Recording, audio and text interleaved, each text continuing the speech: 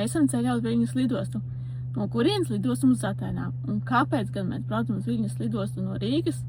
Protams, tāpēc, ka tur ir lētāki lidojumi. Sākam mūsu ceļojumu no Viļņas lidostas, dodamies uz Atēnām. Un te mēs esam mūsu viesnīcā Delphi Art Hotel.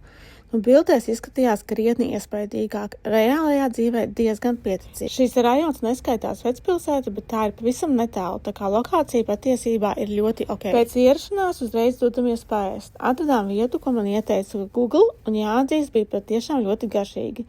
Pusdienas mums izmaksāja kādi 15–20 eiro no cilvēka. Pēc nakts brauciena bijām pilnīgi izsmelti, tāpēc paņēmām nelielu pauzi un aizgājām pagulēt pāris stundas. Un tad jau vakarā dodamies ārā paēst vakariņas uz tuvāk esošo tavernu ar dzīvo mūziku. Atmosfēra fantastiska, porcijas milzīgas un, protams, paēduši laimīgi dodamies atpakaļ uz viesnīcu. Un noslēgumā mūsu skaistais skats no balkona.